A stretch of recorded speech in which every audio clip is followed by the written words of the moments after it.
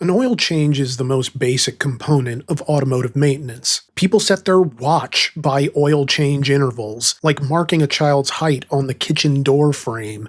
Even when gas prices are higher than Willie Nelson on a red eye from Amsterdam, you could still rely on oil changes being relatively inexpensive in comparison to every other service your car might need.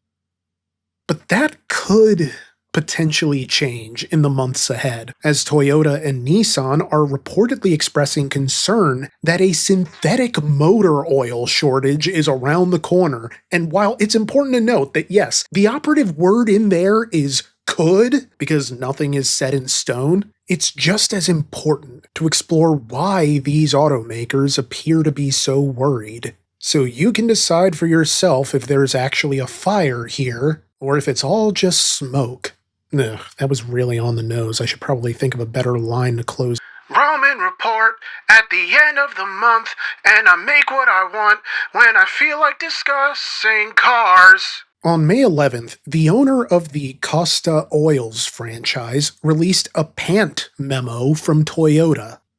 An acronym for Parts and Accessories News Today, the memo warned franchise owners to anticipate a shortage in certain motor oils in the near future, particularly 0W8 and 0W16, due to challenges faced by their supplier, ExxonMobil, related to, quote, production and logistics constraints within the global petrochemical supply chain, end quote. The document reportedly offers a workaround for impending shortages of Toyota genuine motor oil, like filling 20% of 0W8 oil changes with 0W16, filling 10% of 0W16 oil changes with 0W20, or just straight up substituting 0W16 in place of 0W8 and 0W20 in place of 0W16 for one service interval. And that is a mouthful, but I don't think it's any kind of big surprise that right out of the gate, you had people calling this memo fake, and for plenty of legitimate reasons. For one, it's not a screenshot direct from a dealer portal, it's just a blurry picture of a document with no Toyota letterhead, at least not one that we can see. And they even get the acronym for Toyota Genuine Motor Oil wrong, although I've admittedly seen it written as Gitmo in some third-party places, so maybe that's just an alternate acronym even though it doesn't make sense and has a rather unfortunate homonym. Yet the document was more or less confirmed when a subsequent report by The Drive revealed that Toyota wasn't the only automaker advising caution. A similar service bulletin from Nissan was sent privately to The Drive by an anonymous source, and on May 14th, the website published a report that confirmed the document was legit. Although the Nissan spokesperson they talked to added that while the document is real, the company hasn't actually sent it out to their dealer network yet. But regardless, even if the Toyota Bulletin had been fake, it still hit upon a very real anxiety within the automotive industry, which is reflected in Nissan's Bulletin. The Nissan spokesperson told The Drive that the company is currently monitoring the oil supply conditions in conjunction with their suppliers while maintaining support for their dealers and customers. Now, this unsent bulletin states that changes to their oil supply would become effective on May 1st, which obviously has long since passed. And if the document hasn't been sent out, I have to believe Nissan isn't as worried now as they were when they initially drafted it. However, for argument's sake, let's take a look at what it says, since there's every possibility this document goes out at some nebulous point in the future with a revised effective date. So, cutting right to the chase, the bulletin states that Nissan Genuine Oil will be supplied at a 55% year-over-year level based on gallons purchased, and that bulk and packaged oil supply will be limited to 55% of prior year volumes on a year-over-year basis in order to reduce the risk of localized shortages. So let me put it simply, let's say a dealer bought 10,000 gallons of oil last year. Well, Nissan would now provide them with 55% of that, which would be 5,500 gallons. Nissan isn't telling them they're completely out of oil, and arguably they're not even saying that they're running out. They're only saying that the supply chain could be interrupted and reserves could run thin. And so if everybody keeps using oil at normal levels, then certain dealers or even entire regions could run dry before they can be resupplied. So yeah, it's bad, but by the same token, I don't think the intention is to imply doomsday. But I think the average doom scroller sees a headline like, "Global motor oil shortage looming," and assumes this means the only people who will be able to afford to drive are going to be the mutual fund vasectomy havers of the luxury car community, and the Porsche drivers who make a habit of being late for dinner parties but early for Greenwich Concourse, and Tesla drivers who make six figures and hold on to the hope of reconciliation 4 years after the marriage ended. That is the kind of dooming that Nissan is trying to avoid, especially since they're also in the middle of a rebuilding phase to come back from their miserable 2025. Cynically, I'd almost expect automakers to milk the panic in order to boost hybrid and EV sales and justify their investment in electrification, which is why I respect that they aren't actually doing that, even as I recognize why it doesn't make sense to drum up a panic since that strategy would just cost them gasoline car sales. It would be cutting off your nose to spite the rhinoplasty clinic. With that said, the Nissan document goes on to add that they're expecting a supplier-driven price adjustment at some point in the near future. But for me at least, I think the most interesting part about this document is Nissan's assurance that this isn't a Nissan problem. Not exclusively, anyway. Under the subheading, "Why is this happening?" it's explained that while global supply conditions are affecting things like raw materials and refining capacity, quote, "these factors are affecting the entire industry," end quote. The Bulletin notes that they don't know when supplies will return to normal, yet Nissan does allow some wiggle room in all of this precautionary oil rationing, as the document notes that franchise dealers can use non-Nissan genuine oil by sourcing from outside suppliers, with the very important condition that any repairs paid for by Nissan need to use Nissan oil. That's reasonable, right? Well, maybe for the people who own service shops, but it creates another point of friction if you're a Nissan owner trying to get warranty work performed on your car. Best case scenario is only a small, barely noticeable increase in the price of an oil change. Worst case scenario is a price increase plus a longer time spent waiting to get your car back because oil is like on back order or something. So you have the option to either wait or you pay for third-party oil and deal with having to argue warranty compliance with the manufacturer later. For what it's worth, Nissan claims to be exploring alternative source options and working with global suppliers to secure additional volume, but their canned language on how to explain this to customers kind of falls back into the defense that this isn't simply a Nissan problem, which I should say is fair of them to note. It just isn't reassuring. Under the subheading, "How should we explain this to customers?" the document states, quote, "Keep it simple. There are industry-wide supply constraints, but we are prioritizing service to ensure your vehicle is properly maintained with OEM-approved products." End quote. Now, to borrow the subheading from the Nissan document, why is this happening? If it can be said that it even is happening. I mean, synthetic oil is heavily engineered and refined and chemically altered, so why would a shortage of crude oil threaten our supply of synthetic? Well, even if synthetic is what some might call a laboratory concoction, it still requires a base stock that is refined from crude oil found in the Middle East.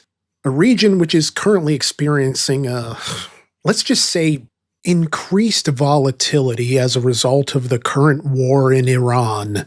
Synthetic oils are composed of these base oils categorized as Group 2 and Group 3 oils. So while synthetic is optimized in a laboratory and it lasts longer and performs better in different temperature conditions than conventional, the difference is in how they're refined, not where they come from.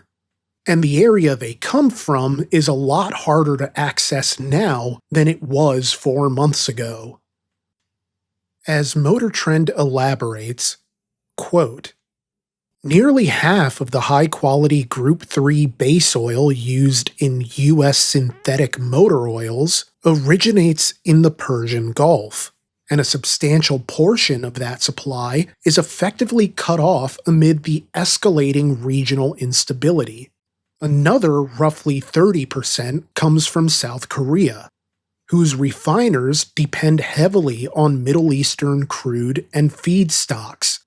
As a result, the conflict has disrupted both the primary supply chain and one of its most important backup sources. End quote.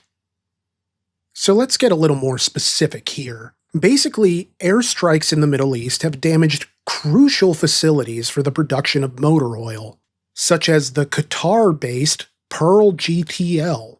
It's the largest gas-to-liquids plant in the world, and a consequence of its being hit is that, according to a bulletin by the Independent Lubricant Manufacturers Association, quote, the U.S. is expected to run out of Mideast Gulf Origin Group 3 by June.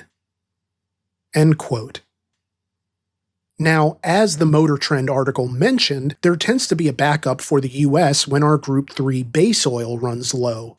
But even that escape hatch has been effectively closed, because, as retaliation for the strikes, Iran closed the Strait of Hormuz, a critical waterway for world energy trade. And that had the effect of eliminating a backup plan for shortages just like this. CNN expands on the earlier point from Motor Trend. Quote, normally the United States would turn to South Korea to fill the gap, but Asian refiners rely on the Strait of Hormuz for much of their crude, and Asian refiners that do have access to crude are focused on making as much jet fuel and diesel as they can to capture historically high profit margins. Motor oil can also be made with Group 2 base oils, but those are also being diverted to diesel to meet demand and historically high margins. End quote.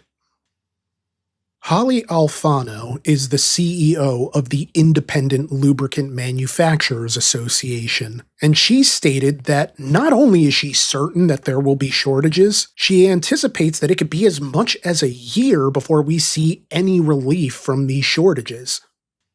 However, with all of that being said, with all of these data points and information drops, not everyone believes there's an urgent problem here. For instance, Valvoline issued a statement to CNN noting that they haven't raised prices substantially and they have, quote, adequate supply, end quote, to serve their customers for the foreseeable future. Toyota Australia, meanwhile, is breaking from what the North American wing is saying, noting that they aren't experiencing any shortages currently, but that they're keeping an eye on it. So that leaves us with a question here, which is, what could this potentially mean for you, the consumer?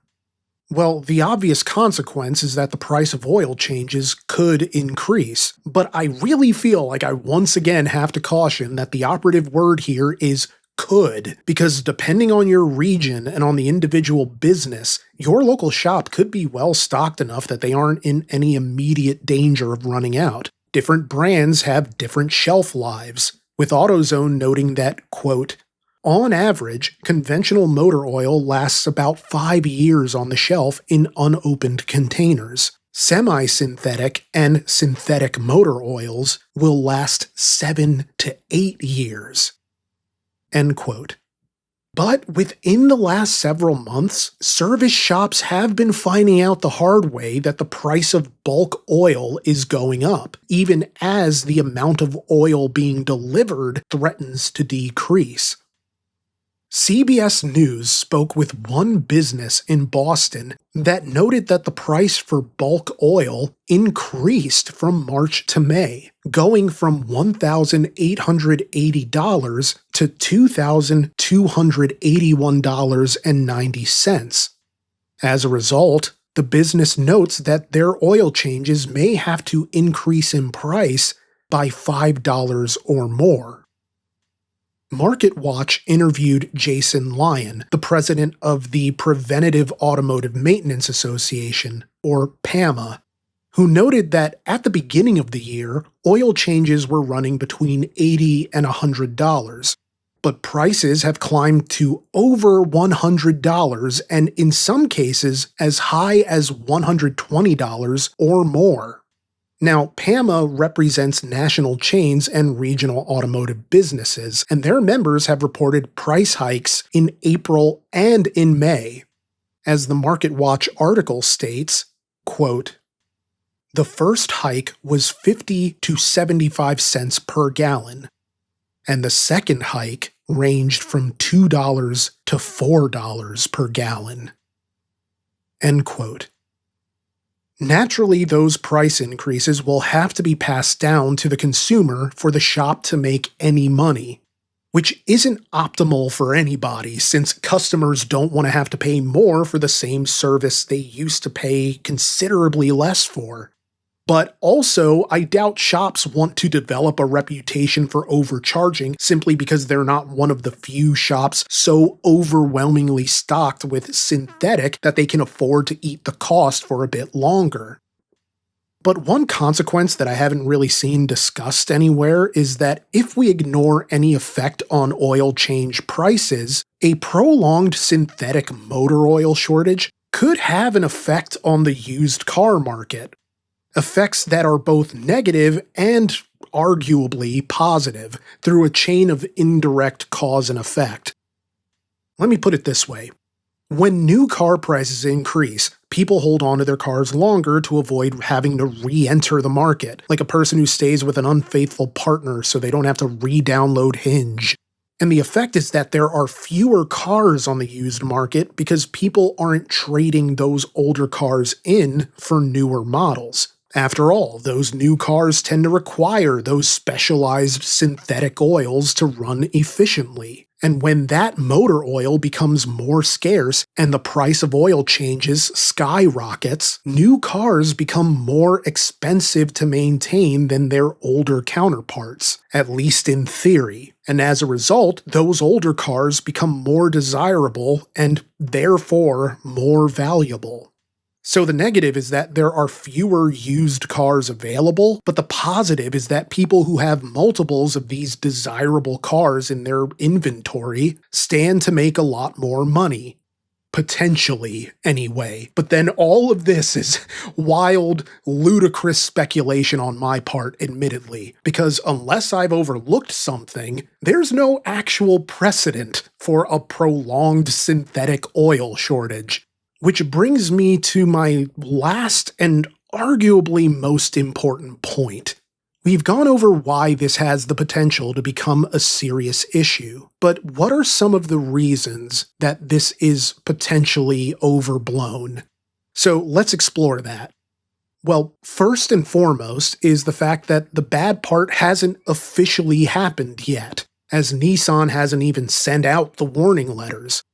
There's also a point that is admittedly debatable since it depends on the engine, but I do think that some modern engines, despite being more finicky, can be more reliable on things like fuel economy and the intervals between oil changes. So that, yeah, your oil change bill is a bit higher, but it's a less frequent expense than it might have been on an older car. And a side benefit for automotive literacy is that this might finally be what spurs people to start learning to do their own oil changes. Maybe oil changes increasing by $5 isn't much, but people have canceled Netflix for less. The average driver doesn't think about oil brands or viscosity, but something like this could get them to care enough to learn. Even if they don't eventually decide to learn how to do their own oil changes, simply knowing a bit more about how their car works can still be empowering. I feel like society at large benefits from a more informed populace, from people who have a greater sense of automotive literacy. So that could be a positive byproduct of all of this.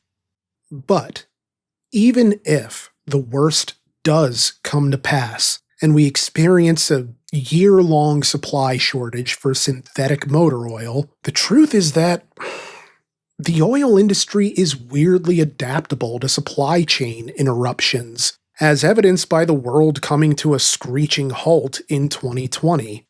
Even during wars and in the midst of embargoes and recessions, we've still gotten by. People were still able to drive, and I'd be shocked if we ever went back to the days of fuel rationing like we did during World War II, or people fist fighting at the gas station like in the 1970s due to the energy crises. I mean, we could, I guess.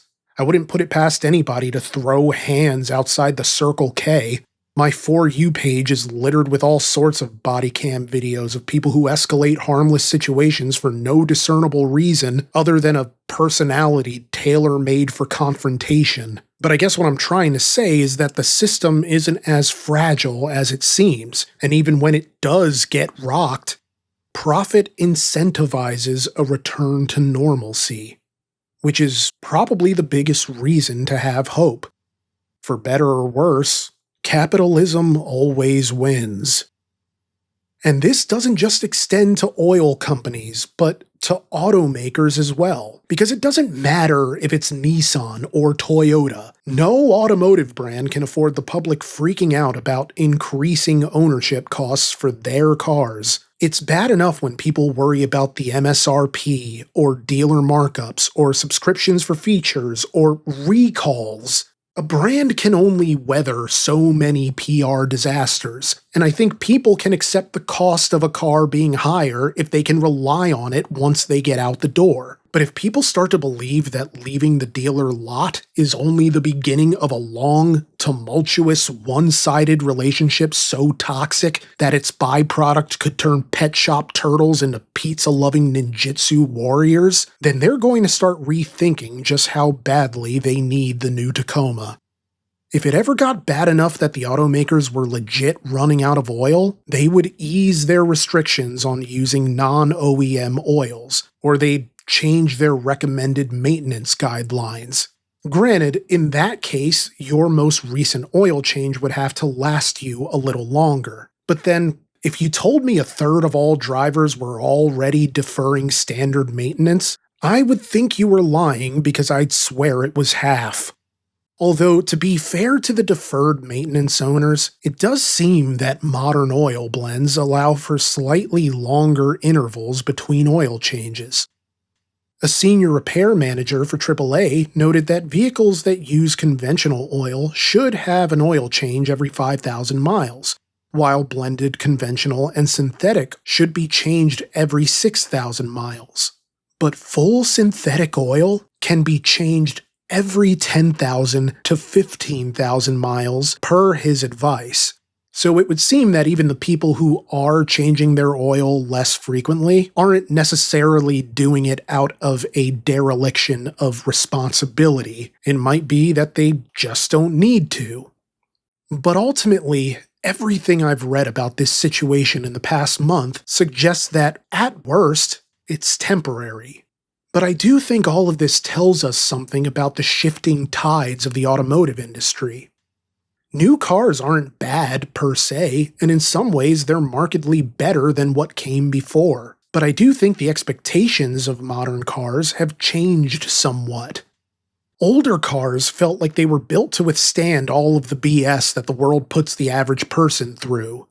The lousy road infrastructure, the supply chain interruptions, the shortages, and the volatility of consumer markets, all of that stuff.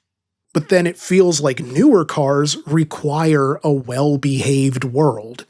That for things to work at their optimal capacity, the world must also be operating optimally, when that's never really been how the world works.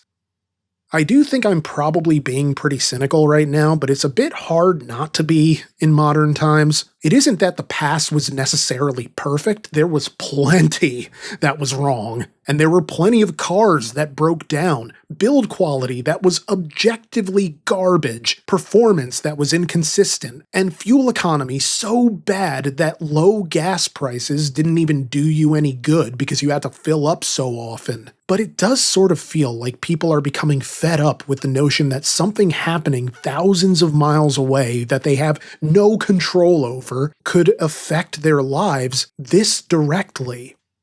Geopolitical issues have always put weight on the average person. Nothing new is happening here, but it feels different because it's just another force aligned against the average consumer, at a time when it feels like all the forces of everyday living are similarly oppositional. Which is why, personally, I'm clinging to the hope that this is all being portrayed as worse than it actually is, and that the shortages might not be bad enough to make oil changes prohibitively expensive. And if I'm being fair, that's probably a naive view to take. But then, if the world needs diplomacy to operate, then let it also be said that it needs hope to bear it. But what do you think? Do you anticipate that there could be a synthetic motor oil shortage, or is this all being blown wildly out of proportion? What do you think would happen in a synthetic motor oil shortage, and how would you handle it? Come chat with me in the comments. Be on the lookout for my screen name. It's Limited Time Roman. I'd love to read your opinions. Like, comment, subscribe, or even share the video with someone you think might enjoy it. But if you want to support the channel in the biggest possible way, join us on Patreon for just $1. It really goes a long way in helping us to continue to make these videos. But either way, thank you so much for watching, and have an outstanding rest of your week.